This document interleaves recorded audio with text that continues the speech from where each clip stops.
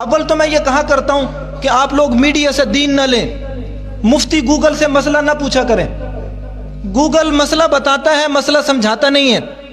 مسئلہ سمجھائیں گے علماء۔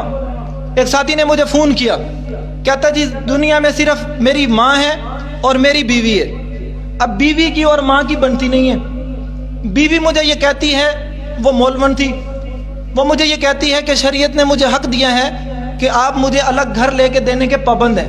میں نے کہا جی بالکل پابند ہے۔ کہتا جی اگر میں اس کو الگ گھر لے کے دیتا ہوں میری ماں اکیلی رہ جاتی ہے، اور میرے پاس اتنی استعداد بھی نہیں ہے کہ میں اس کو الگ گھر لے کے دوں۔ تو ادھر شریعت بھی مجھے کہتی ہے کہ اس کو گھر لے کے دو، ادھر وہ رہ بھی نہیں سکتے اکٹھے، ماں کو چھوڑوں تو کہاں جاؤں، تو کیا کروں؟ اب مفتی گوگل اس کا کیا مسئلہ بتاتا کہ آپ کے ذمے ہے بیوی کو، بولو آپ کے ذمے ہے بیوی کو گھر لے کے دو۔ گوگل نے اتنا مسئلہ بتا کے ختم۔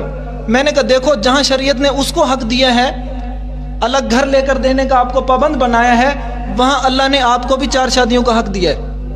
آپ اس سے یہ کہو کہ میں آپ کو الگ گھر لے کے دیتا ہوں، آپ الگ گھر میں رہو، میرے ذمہ تو والدہ کی خدمت ہے، تیرے ذمہ تو میری والدہ کی خدمت نہیں ہے، میں اپنی والدہ کی خدمت کے لیے دوسری شادی کرتا ہوں، اس کو رکھوں گا اس گھر میں، وہ میری والدہ کی خدمت کرے گی، اور تجھے میں رکھوں گا دوسرے گھر میں، وہ تیرا الگ گھر ہوگا۔ میں نے کہا اس کے بعد پوچھ کے بتاؤ کہ اس کو شریعت کے کتنے حقوق یاد آتے۔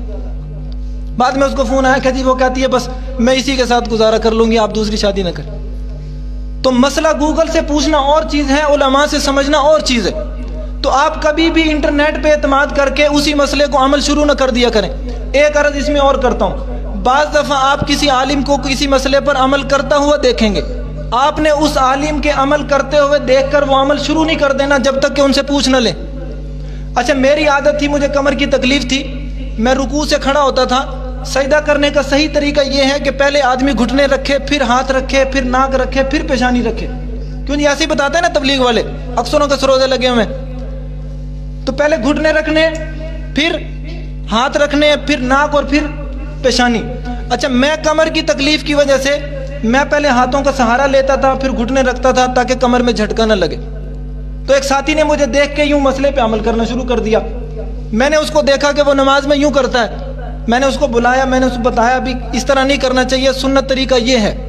حضور صلی اللہ علیہ وسلم نے ایسے کرنے سے منع فرمایا جیسے آپ کر رہے ہیں۔ حضور نے فرمایا کوئی اونٹ کی طرح سجدہ نہ کرے، اس میں پھر لمبی بحث چھڑ جائے گی۔ تو اس نے کہا جی میں نے تو آپ کو کرتے ہوئے دیکھا اس لیے میں نے کرنا شروع کر دیا۔ میں نے کہا میں تو کمر کا مریض ہوں، آپ تو کمر کا مریض نہیں ہوں، میں تو کسی مجبوری کی وجہ سے ایسا کرتا ہوں، آپ کو تو اللہ نے صحت مند رکھا ہوا ہے، آپ جو اصل طریقہ ہے اس پہ عمل کریں۔ اب اس میں کتنی باتیں ہو گئی کہ انٹرنیٹ سے مسئلہ پوچھنا ہے، علماء سے سمجھنا ہے، اور کسی عالم کو مسئلے پہ عمل کرتا ہوا دیکھ کر اسی طرح کرنا شروع نہیں کر دینا جب تک کہ اس سے پوچھ نہ لیں کہ جی اس طرح میں بھی کر لیا کروں۔ یہ اللہ جانتا ہے، بظاہر آپ کو چھوٹی باتیں نظر آ رہی ہیں، ہمارے ماحول معاشرے کا بہت بڑا بگاڑ ان 2 وجوہات سے۔ علماء سے دور ہم کس لیے ہیں کہ بعض دفعہ مجمع بدلنے سے، بعض دفعہ موقع بدلنے سے، بعض دفعہ بندہ بدلنے سے حکم بدل جایا کرتا ہے۔ ہر بندے پہ ہر وقت میں ایک ہی حکم نہیں لگ سکتا۔ کتنے شریعت کے احکامات ہیں۔ کل میں حیران ہو گیا، قاری مفتاح الاسلام صاحب تشریف لائے تھے قاری خضر صاحب کے پاس، انہوں نے مجھ سے لقطے کا مسئلہ پوچھا، گم شدہ چیز، راستے میں گری ہوئی چیز کوئی مل جائے، تو میں نے ان کو مسئلہ بتایا جی اتنے دن رکھنی پڑتی ہے، منادی کرنی پڑتی ہے، پھر صدقہ کرنا پڑتا ہے، وہ آ جائے پھر اس کو واپس کرنا۔ میں نے ان کو سارا باب وہ سمجھایا، کہنے لگے میرے علم میں تھا لیکن میرے ذہن میں یہ بھی بات تھی کہ بعض دفعہ زمانہ بدلنے سے حکم بدل جاتا ہے، تو اس لیے میں نے پوچھا کہ ہو سکتا ہے آپ مفتی ہیں، آپ کے سامنے کوئی ایسی بات آئی ہو کہ اس زمانے میں آلات زیادہ بڑھ گئے ہیں تو اس میں کوئی تبدیلی آ گئی ہو۔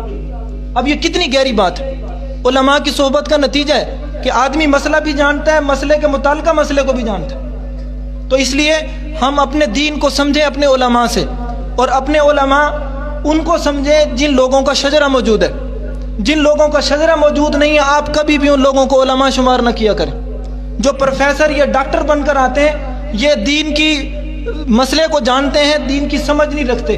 جیسے کوئی آدمی کسی ایسے آدمی سے علاج نہیں کرواتا جس نے گھر سے اٹھ کر اور ڈاکٹری کی دکان کھول لی ہو، آپ کبھی بھی ایسے بندے سے علاج نہیں کروائیں گے۔ اگر وہ علاج کر رہا ہے جن کو عطائی ڈاکٹر کہا جاتا ہے تو حکومت کی طرف سے بھی پابندی ہے، تو ایسے شخص جن کو صرف دین کا کوئی ایک آدھ مسئلہ پتہ ہے یہ اللہ کی نظر میں عطائی مفتی ہیں، ان عطائی مفتیوں سے فتوے نہ لیا کریں۔